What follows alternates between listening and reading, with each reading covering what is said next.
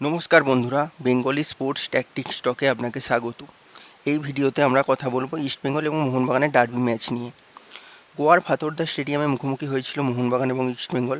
মোহনবাগানকে জিততেই হতো এবং ইস্টবেঙ্গলের দরকার ছিল শুধুমাত্র একটা ড্রয়, এবং ইস্টবেঙ্গল দারুণ খেলে ড্র করে সেমিফাইনালে চলে গেল এবং মোহনবাগানকে টুর্নামেন্ট থেকে ছিটকে দিল।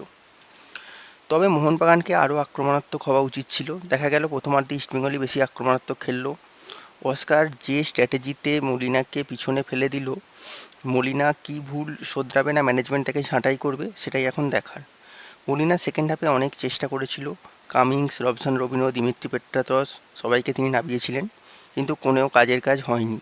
তারা কেউই কিছু করতে পারেননি। আমার মনে হয় মোহনবাগানকে ডেম্পো ম্যাচের খোঁচারত দিতে হলো। ওই ম্যাচ জিতলে এত কথা হতো না, মোহনবাগান সেমিফাইনালে চলে যেত।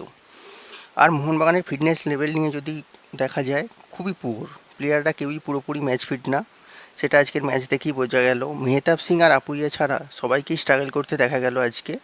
এরকম ফিটনেস নিয়ে কোনো ম্যাচ জেতা বা টুর্নামেন্ট জেতা কোনোদিনই সম্ভব নয়। যাই হোক, ইস্টবেঙ্গল দারুণ খেলেছে। এই ম্যাচটা জিতলেও পরে এখন দেখার ইস্টবেঙ্গল মোরাল বুস্ট আপ হয়ে শেষ পর্যন্ত সুপার কাপ ঘরে তুলতে পারে কি না। তবে ইস্টবেঙ্গলের এবার ঘরে ট্রফি আনা উচিত। ট্রফি শেষ কথা কোনো টুর্নামেন্টের। অনেক দিন ধরে ইস্টবেঙ্গল ট্রফিলেস, 20 বছর ধরে সেই একমাত্র সুপার কাপ ছাড়া আর কোনো ট্রফি নেই ইস্টবেঙ্গলের ঘরে। আর মাত্র দুটো ম্যাচ যদি ঠিকঠাক ফোকাস ধরে রাখতে পারে তো ইস্টবেঙ্গল চ্যাম্পিয়ন হবে বলে আমার মনে হয়।